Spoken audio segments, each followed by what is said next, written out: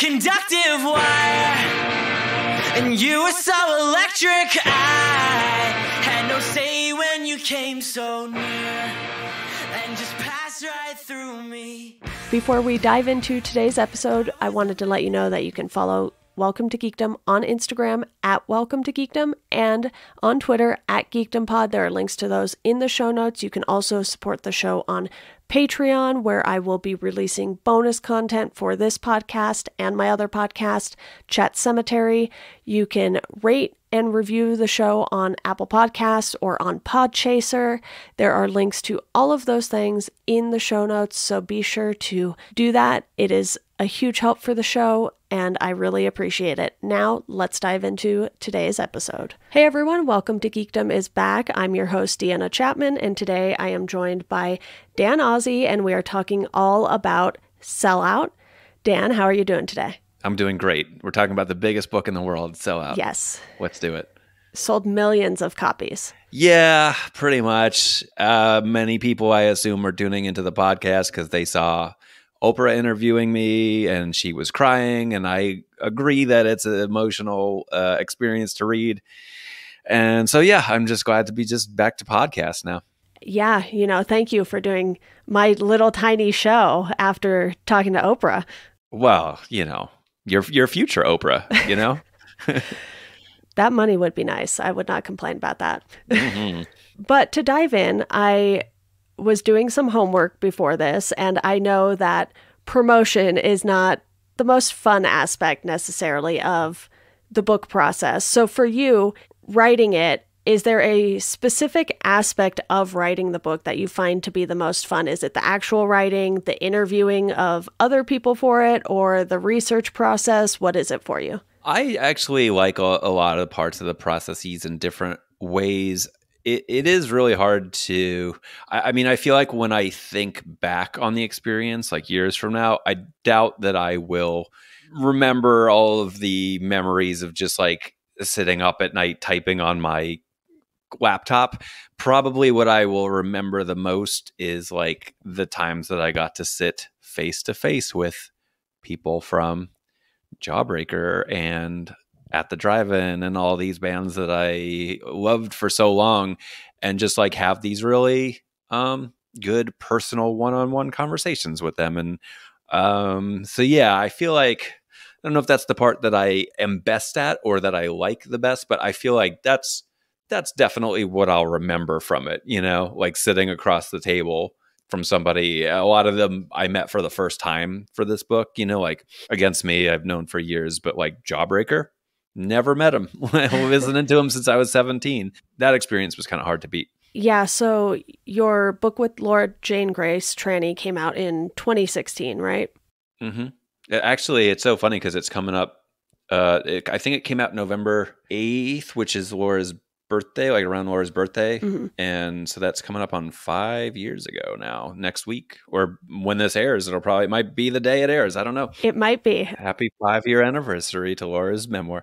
Yes. And when did the process for Sellout start? Was it shortly after that? Was it a couple years after that? Because, I freelance, I work on podcasts. That's my day job. And it's also my hobby. So I don't know. I guess it's all my day job now. But for you, obviously you have the newsletter, you have other things going on. You just announced a zine. So what was the process like for getting going with Sellout? You had mentioned at the beginning, like when it started. And I remember actually the night before the book came out, Laura and I went to like a nice dinner with some people from our publisher on the west side of Manhattan. And I remember when we were walking there, James Murphy from LCD Sound System walked by us, and we couldn't figure out if that was a good omen or a bad omen. It was like a white dove crossing you, I was like, but anyway, so I remember we had this dinner, and the publisher was like, "Oh, so Dan, what's next for you?" And I was like, I have this other idea for a book. And they were like, "Oh," like they were really like, "Do tell." And then I told them, and they were like, "Oh, okay." But what I told them was what would eventually become Sellout. So I don't know when it started exactly, but I can tell you that I had it in the back of my brain at least since we finished that book. Yeah, and with so many music books out there, I was sort of looking at your works cited in the back, and I was like, okay, I have a few of these on my shelf, and I've read Punk USA. And what was it for you that made you want to tell the story in this way? Because so many music books, especially about punk music and this music in general and these specific bands, there have been so many Green Day books, for instance, and so many Blink-182 books. How did you figure out that this was going to be the angle you wanted to take? The angle meaning like using this major label hook? Yeah. Well, yeah, like more than just like writing about the bands themselves, I think that idea came first. Like, I want to tell the story of this era that I lived through, where it was very heated and everybody was up their own ass about what label people were on and what label bands were on. And, I figured that just the best way to do that and the most personal way would be if I just took some examples and what happened to those people and, kind of like making themselves justify decisions that they made 15 years ago, which people, loved doing.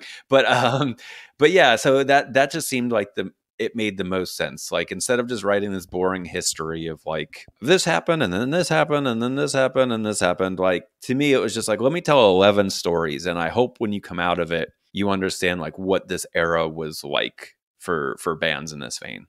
Yeah, the major label discussion has long been a thing. It's like, oh, we can tell when a band went to a major label and then when they left the major label, just based on listening through their discography and things like that. So I love that was sort of the major label angle that you took, because you could talk about a whole band's history and not get into as many details from the label side of things because you're more focused on the band and everything. But with these 11 albums in particular, Green Day is a band I really love. So the fact that you also go through it chronologically to show even how things changed over that span of time, I think works really, really well. Was that important to you to just sort of tell these in chronological order as well? For sure. I mean, like, I look at it as one 12-year, 13-year story. And in an ideal world, I would have had, like, each chapter would have represented an album that came out each year. And I got pretty close on that. Like, the first 3 chapters are Green Day Dookie 1994, Jawbreaker Dear You 1995, Jimmy Eat World Static Prevails 1996. Like, that was, I wanted to keep going like that. Like I said, I came pretty close. There were some like Sophie's Choices where like 3 albums came out in one year that I wanted to cover, or maybe one year there was like a gap year, but I came pretty close to that vision for it. And even if you have, 2 or 3 albums that came out in the same year, they were being worked on probably in that gap year or something. So I think that still definitely works out time-wise. And the creator economy is a huge topic of discussion these days, even more so than it was during this time period. And now it's like people are like, yes, go get that money, do what is best for you. But back then, it was just seen as selling out. And do you think the conversation around it has changed because major labels don't exist in the same way now as they did during this time period? Yeah. I mean, like, it's funny. The answer that I've been giving to this question when asked about it is like, yes, it's different now because there's like less money and less opportunities to go around in the music business. So people, I don't think, begrudge people for getting a check when they can, oh, you want to license my song for The Bachelor or whatever. Yeah. Okay, cool. Nobody really bats an eye about it. But then I was just thinking too, like right before I logged on, I saw that there was like another trending topic about that guy, Hassan Piker, who's like a very popular Twitch streamer. And he keeps getting blowback because it like leaks that he bought a house in LA for like $2 million, which, is not like a huge in LA. It's not like that's like a mansion. And so like, yeah, I don't know, but maybe that's because like his entire platform is based on like sort of social justice issues and socialism and sort of like taking down the wealthy. So when he comes and is like, I have a $2 million house, everybody is like, oh, I see the guy who, so like maybe that does exist still. It just depends like what you're building your platform on. That guy is building it on a very specific anti-capitalist platform. So whenever he does the most basic functions of capitalism, it's like that meme, like that cartoon where it's just like, oh, you claim to hate society and yet you live in one, it's kind of like that. So, I do think that if you went against your principles that you built a fan base for, you probably will hear back. In the music industry is just a little bit more forgiving than it has been in years past. Yeah, and with the music industry the way it is now, sometimes you don't even need a label. A lot more band members are becoming more business savvy, for example. And I think that helps a lot too, so that when fans see these bands making money, they're like, okay, the band still has this DIY attitude about it because they don't have a label. Maybe they don't even have a manager. Maybe they just have a booking agent or something like that. And you have bands that are able to thrive that way. And we don't have to get into the whole Spotify debate here because that's like a whole different topic for a different podcast probably. But when you were writing this book, did you find any parallels to how things were during this time period to other creative types today? Like you were saying, Twitch? I don't know. Like when I saw that Hassan Piker thing, that was like the most nostalgic I had felt for an argument in a long time, like whether just judging somebody about like how much money they're making or what they're choosing to spend their money on. But I gotta say, like, maybe I'm just not like in the conversations enough, but I don't see it as much in music conversations, which is not to say I don't see a lot of like pushback from fans. I think that push and pull does still exist, but now it's like largely about politics and like people's personal choices. If a band is playing a show that's not masked or not required vaccination, or if they use the wrong like language in their notes app apology or whatever it is, like I think there's still an attempt for fans to sort of like police the creators that they like. But I think it's just for different things now. Yeah, I know Twitch recently had, numbers leak on what they were paying people. And it seems like companies like Twitch and, maybe even TikTok are sort of becoming the new quote unquote record labels because they're paying creators. Granted, it's not necessarily all music. There are plenty of music people on Twitch. I know there are a lot of guitar guys doing guitar things on Twitch, and that's become very successful for a lot of them. And I think the main thing is that those things are still able to foster community, whereas signing to a major label, it was all about the money. It wasn't about community and building a fan base even more. It was just like, we want a return on our money. Yeah. Often going to a major label was interpreted as like turning your back on your community. In the book, I think 3 chapters in a row, or 4 maybe, Thursday, MyCam, Rise Against, yeah, maybe 3, all did the same thing, which is like when they signed to a major label, they posted something on their website, or like it was early internet days, so like their message board or their website or whatever, and they posted these like manifestos to their followers that were like, here's what we're doing. We really appreciate all of your support so far, and we hope you will follow us on this next journey. If you don't want to, we understand, and like blah, blah, blah. So like, I think that there was like a real sense of like, we don't want to betray our community when they made this like big decision. Fandom is a very interesting thing to me because as someone who spent a lot of time talking about like Marvel and Star Wars and things like that on this podcast as well, there are definitely moments where it's the fan base that is toxic, not necessarily what's being created. And when you were looking into it, did you find that to be the case with some of these bands' fan bases too? Or was it more so just, they were upset that it wasn't a DIY thing anymore? Like it's hard to like gauge how toxic a collective fan base is without the internet. So like now you can go online and being like, wow, I fucking hate Rick and Morty. Like whereas in, like 2000 or like 1999, that probably would have been my favorite show and I would have just enjoyed it and nothing would have tainted it for me. But now I enjoy watching the show and I'll go online and I'll be like, man, I hate myself that I'm like one of these people. So like, I can't really tell like what fan bases were collectively like as accurately in the 90s, because it was a little harder to like measure its temperature, like, but you could point to specific examples, and there's some in the book of like, just individual fans protesting shows or sending them nasty letters or whatever, or throwing beans at them. Or throwing beans at them.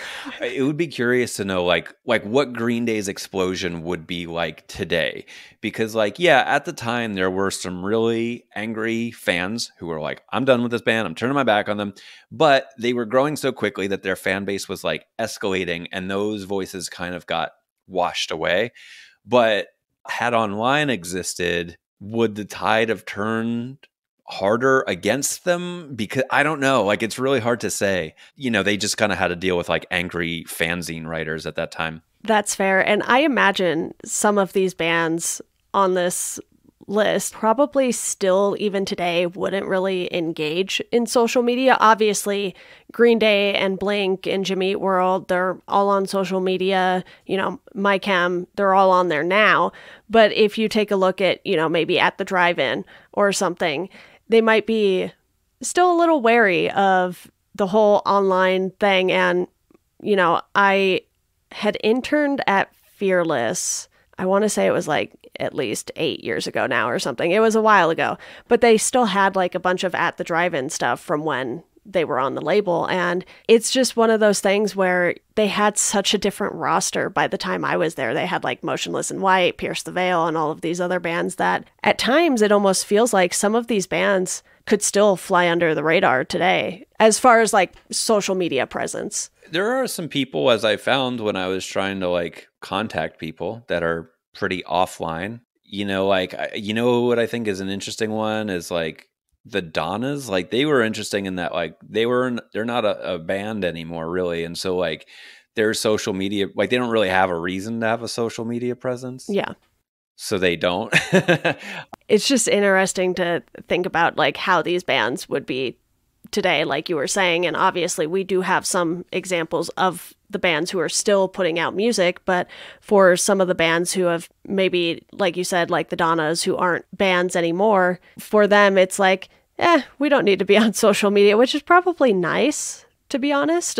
You're making me think that like actually At the Drive-In probably would have had an even harder time, because in my book the last like 6 months of At the Drive-In's time together seemed really grueling, and they were under a spotlight and things were difficult and they had a lot of really bad shows. And I'm just thinking like, had there been social media and people could have like posted videos of some of these really awful shows, it might have just like intensified it, because like I don't know how much that got around at the time. That's like, oh, At the Drive-In, some of these shows are really antagonistic. But if videos were circulating on Twitter and stuff, that could have made everything seem even worse. Like they had a hard enough time holding it together just internally.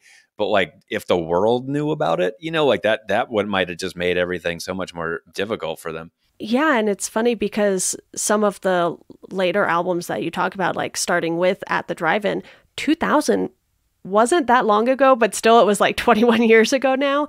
So it's crazy to think about how much things have changed just, since that album release for At the Drive-In, and how labels have had to adapt. And, we talked a little earlier about how selling out might not be as much of a thing anymore. So this is a very specific time period, and it ends with 2007, which sort of really feels like when YouTube started coming around. And then, like you said, those types of videos did start to exist.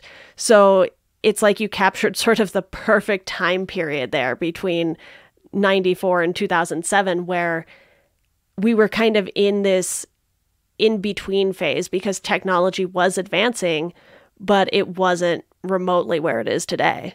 Yeah, and one of the things that I'm proud of about the book is that as the chapters go on, you see the looming presence of the internet. The internet is sort of like a character in the book. The internet just starts looming overhead. Like there's one part at the end of the Donna's chapter, which would have been like 2004 or so, where, like to compete with Napster and other file sharing sites, major labels all got their heads together and they were like, people are downloading music for free. How can we combat this? And what they decided was they were like, I think that kids will pay $2 more to have an enhanced CD. It was this thing called dual disc. And there was another one called like CD Plus or something like that. But anyways, dual disc was the one that they had decided on. And they were like, kids will definitely pay $2 more to have a double-sided CD that has like a music video on the other side. And it ended up just being a disaster because obviously like the internet was unstoppable. It was just a tube of toothpaste that you couldn't jam the toothpaste back in anymore. We'd already started getting music for free and people were not going back. And so that was like one of the ways that it sort of like started to wreak havoc on bands. But then as the book goes on, there's a section about MyChem and how the internet really, I think MyChem is like ground zero for the internet breaking a band out. They used it to their advantage. They were so smart about MySpace and things like that. And they were sort of like pioneers in that regard. So yeah, I'm like really proud of how you see it change from just like a band signing to a brick and mortar major label and doing their marketing, whatever it is, and being in stores, to like this like thing where it's like, hey, we have like a new enemy. But then also the enemy becomes like a friend, in a way, or like a helper. Bringing up MyChem again, that album was sort of like the ultimate adapt or die moment in sort of, this era of music. And I would say 2004, kind of mid 2000s with, like you said, MySpace blowing up, people downloading music for free, and bands really had to figure out how to capture people's attention because you could just download a bunch of stuff off of Napster or even later like LimeWire and stuff like that. And you weren't paying anything for it. So if you didn't end up listening to it or sharing it or anything, it wasn't a big deal. It just went in a file on your computer and you never looked at it or listened to it again. And with MySpace, they had to, fight for people's attention. There were so many bands who like blew up during the MySpace era and just kind of fell with MySpace. And the fact that MyChem was able to keep going, you can really tell which bands were able to figure things out and make that transition because a lot didn't make it through that. Yeah. And I mean, some of the like old guard of music, I think looked at MySpace and they were like, nah, this is some stupid trend and we're not doing this. And they would soon learn that they were doing it at their own peril because, bands like MyChem came in and completely used it to their advantage, just like made things happen for themselves so much faster than they probably would have without the aid of, viral posts and stuff like that. So, there was a real changing of the guard at that time. And it was like a matter of like, who's going to be smart enough to see the writing on the wall and who's going to try to like cling to the old world of the music industry. MyChem also did a fantastic job visually standing out from a lot of other bands, because if I try to think about music videos from that time period, not a whole lot stick in my mind the same way that like MyChem videos did, because they would go all out with the production on those. And, this was back when there was still more of a budget for music videos and, maybe MTV still played them. But I think the labels are a lot at fault too for the MySpace era because, like you said, old guard, they just didn't want to deal with it. They were like, nah, it's fine. And that's when we also saw big labels start to sort of crumble and they all had to consolidate. There's probably like 3 big labels left and most things are then a subsidiary now. Yeah, MyChem's label was actually very good at making it work for them. It's so good, in fact, that they were cited in a business book, the title of which I'm forgetting, but it is in my book. This is me trying to sell my book, not trying to give too much away.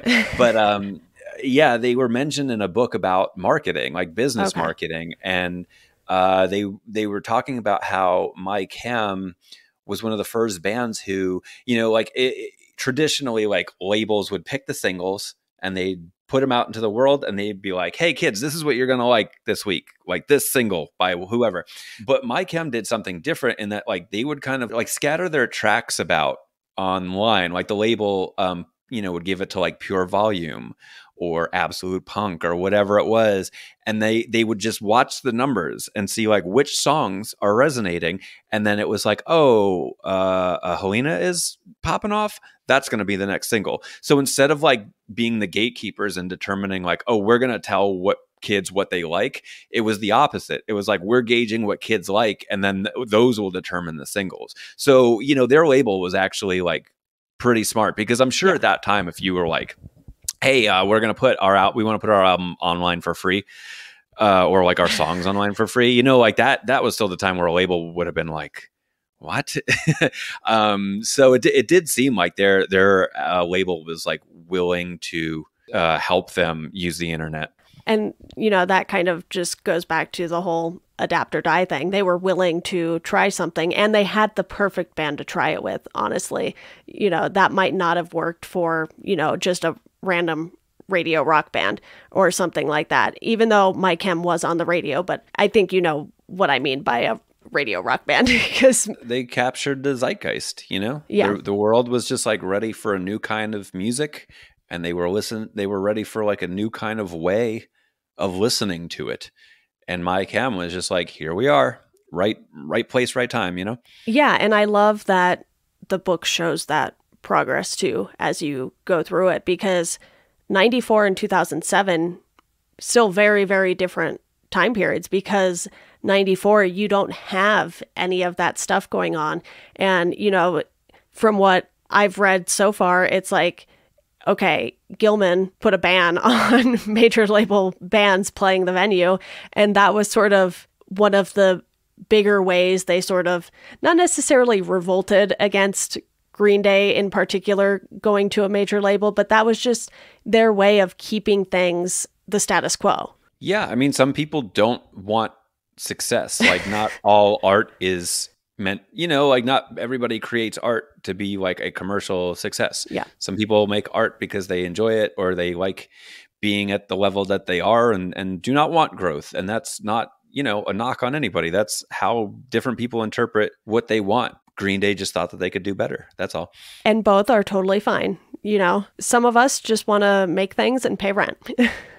Right. Yeah. And Green Day just saw a path and they had a lot of confidence in themselves too.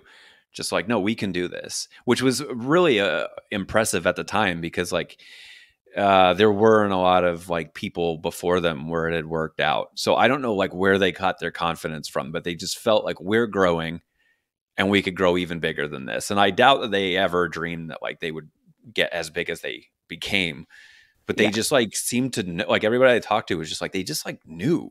Like the guy, Rob Cavallo, who produced their record and he also signed them, he says something in the book to the effect of like, most bands come to a major label and they're like, oh, we're coming to a major label so you can help us be big. But Green Day was a band who was like, we're going to be big. And if you help us, like we might get there faster. So sure, we'll sign with you.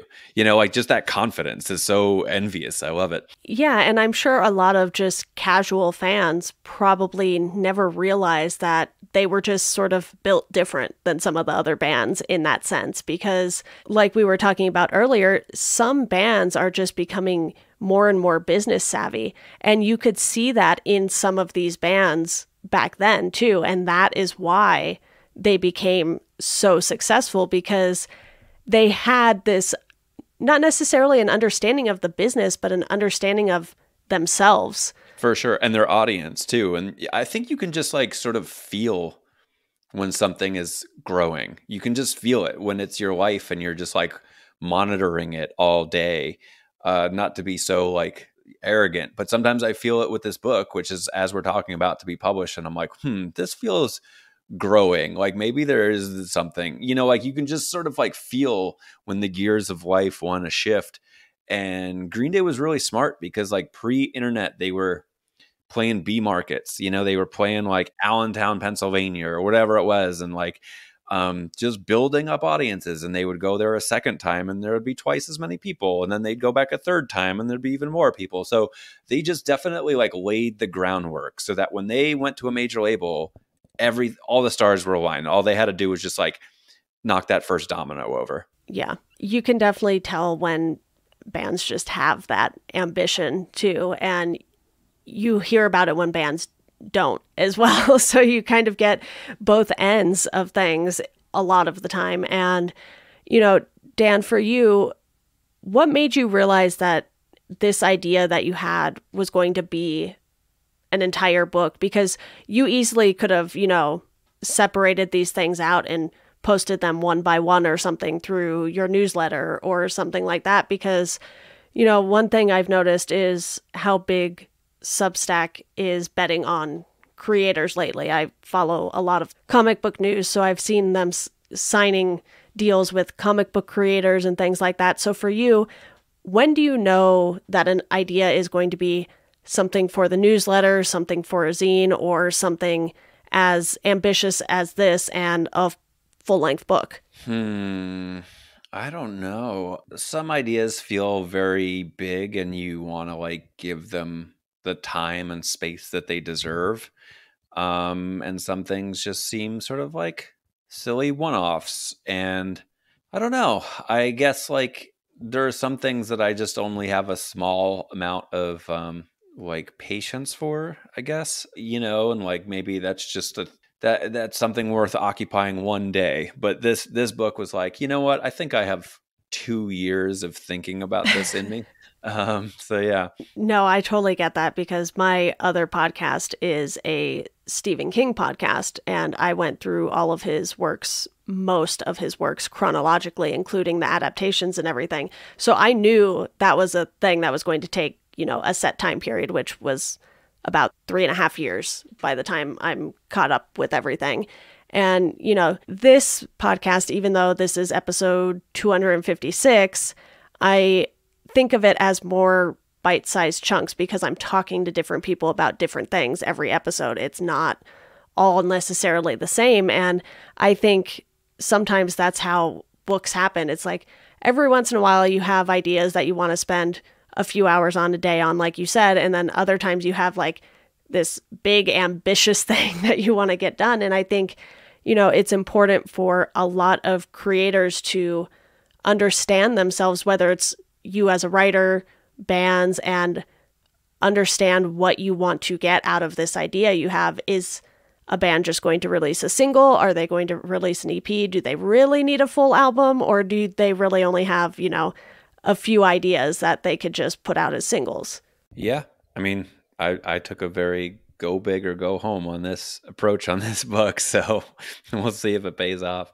Well, a lot of the bands that you talk about had to take that same approach because sure, EPs were around, but they weren't really, at least in my opinion, EPs were never like a big ordeal that labels made a big deal out of or anything like that. It was sort of like a step to a full-length album. So for a lot of these bands, they came about in the age of people listening to full albums, Sure, there were singles and things like that, but anyone who is a Green Day fan has listened to Dookie in full, absolutely. Yeah, and I kind of hate that we've moved towards like these little bite-sized chunks. Like I'm a big album appreciator, and I like hate taking it in piecemeal. If there's an album I'm really excited about that I know I'm just like gonna buy it, or when it comes out. I'll avoid the singles that get released in advance, because I'm like, I just want to enjoy the whole album. Even that new Paul Thomas Anderson movie, I went to 2 movies recently and they showed the trailer twice. And even that, to me, I was like, I was gonna see this movie. I didn't want to see the trailer. Like, I don't need little crumbs to like keep me going. I'm in for a new Paul Thomas Anderson movie. So the same thing with like a band that I really love. Like, I'm just gonna buy the record. I don't need to be talking about a new single every other week for 3 weeks, or for 3 months or whatever. I feel like too, with some of these albums, Dookie has a lot of songs that people know because people weren't focused on 2 or 3 singles. Whereas now I'll go check out an album and I'm like, I've heard of 2 of these songs this entire time. Like, what's going on here? And I'm someone who, when I do have time to listen to music, because I work on so many podcasts that time is few and far between these days, I do enjoy listening to an album top to bottom. But at the same time too, like, I'll look at an album length and I'm like, this is over an hour. What are you doing to me? And then, you go look at, Green Day's early stuff and you're like, 27 minutes. Thank you. Nah, man, I'll put a record on, just a good Sunday listening experience for sure, if you have the time. That's fair. Yeah. Sometimes I'm just like, I spent 8 hours editing. I am not listening to an hour long. Sure. You just probably don't want to hear anything anymore, Yeah. You know what you should do in those cases is read a book. And from what I hear, there's a fantastic book out now called Sellout, the major label, blah, blah, blah, that blah, blah, blah, blah, blah, by Dan Ozzi. I don't know. Yes. Everyone should read that book. This is just me trying to jam in my, my little, my little promo sound bites here and there. I love it. Is there anything that you haven't had the chance to talk about with this book yet that you would like to talk about? I'm probably interview number 500, so I know it might be hard. No, you caught me at a good time where I'm like warmed up, but I'm not like so over interviews yet. So I'm like in that good middle period. I don't know if this is like what this is something like worth talking about it, but I literally just looked over at my copy of the book, and one thing that I haven't like publicly said yet was that it was such a pain to make the cover. And I was just texting with her now, and I want to give her a shout out. My friend Amanda Fotes took the cover photo. It's gorgeous. And I was so worried because every book that is about punk, even if it's a good one, has these like really cringy fonts, like the stencil font, or like there's like like the anarchy symbol for A or whatever. And they're just like, so I don't want to be caught on the train reading it, and so I was so worried because we went through so many like rounds of arguing about the cover, and then like we just landed on this, and I'm just so proud of the way it looks. I know I'm holding this up on an audio podcast, but still, I'm just like so proud of the way it looks. It's just this like ominous, menacing black brick of a book with Amanda's beautiful photo on the cover. So yeah, that's the weird little aspect of it that I'd love to shout out right now. I love that, it also points straight at your name up at the title. It's just, it flows. Right. Everything should be pointing at my name. I'm always saying that. It's like that line on The Simpsons where he's giving notes about Itchy and Scratchy, and he's like, whenever Poochie's not on the screen, everybody should be asking, where's Poochie? So I agree. Everything should be pointing at my name for sure. Look, I love a good bold font too. It makes it nice and easy to read. You don't have to like hold the book right up to your face to know what it's trying to tell you. Yeah. No, I love it. I really do. It just like hits, like the title just like hits you. I wanted it as big as possible. Yeah. They kept showing me covers and I was like, bigger than that. Like take up the whole book if we have to. So yeah, it just looks so cool. It's like, I'm hesitant to use this word, but it's just like iconic to me. I'm like, I've seen it thousands of times at this point, and it's just I never get sick of it. It's perfect. I've looked at many book covers here, so I will agree that this one definitely stands out. And I have music books over to my left here, and I keep looking at them. I'm like, yep, that's a lot of stencils and a lot of fonts that are very hard to read. Yeah, right? And so much of my approach to the writing of the book was to just eradicate all this bad. Like I read a lot of the books about punk. There are some good ones, don't get me wrong. There's a one called Give Me Something Better, which is this like oral history of the Bay Area. I'm like looking at the books that I read either to inspire myself or for research. Larry Livermore's How to Ruin a Record Label is really good. Sam McPheeters' Mutations. There's a bunch of like really good books, but I was like looking for so long at my bookshelf that I've completely derailed myself. Oh, but yeah, there are a lot of good ones, but I read a lot of unnamed bad ones that just made me cringe upon like reading the writing of it. I didn't like. And so a lot of my day to day was just like, I want to write a book that doesn't make me cringe. I want to write a book that's just really well written and doesn't use this like hokey rock music vernacular. And so when we were doing the cover, I was like, well, I want the same thing. I want a cover that doesn't make me cringe. I don't want to have like, I don't want the S on the sellout to have a mohawk on it or whatever, like I want it to be like a really, like I put a lot of like reverence into this book and I just wanted the title to reflect that. I mean, the cover to reflect that. I'm looking at my beautiful book right now. Sorry. Honestly, I think a cover can be very overlooked, especially with music books. And, there are certain books that have been reprinted with many different covers in like the fiction world, for instance. So you have so many different ones there. It's kind of like, okay, well, whatever. It's Stephen King. People are going to buy it. They're not going to, focus on the cover as much. But I have noticed that same thing with music books in particular. I'll look at the cover and I'm like, where's the title? The weird thing is when it gets sold to like a UK publisher and they like, when you sell a book, like I think Laura's book has been published in like maybe 6 or 7 countries, and they just buy it and they do like what they want with it. And so, but they'll always like put this like cover on it, like once you sell it, you don't really, I don't think have much control over like the cover that they're going to use. And like the UK ones, especially, I'm always like, man, you Brits are so weird. Like, why did you make this covers like this? Like, it's just not how I would have done it, but like, but maybe they know their audience and that's what British people like looking at. I don't know. But yeah, I don't know. Maybe this will get sold into another country and it'll end up with some totally cringy cover and I'll disavow it completely. You'll be like, nope, I had no say in this. Wasn't me. I didn't do it.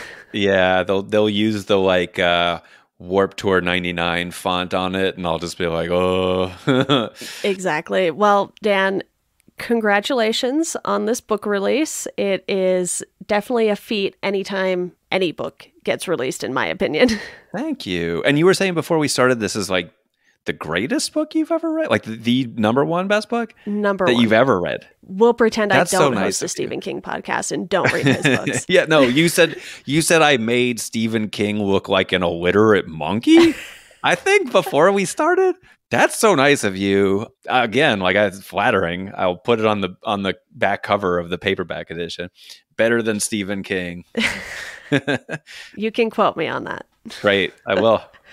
Any final words for anyone who is looking to write a music book or any book in general? God, make sure your sanity is at a manageable level because it's going to drop precipitously over the process of writing it. Perfect. Well, Dan, thank you so much. It's been a pleasure talking with you.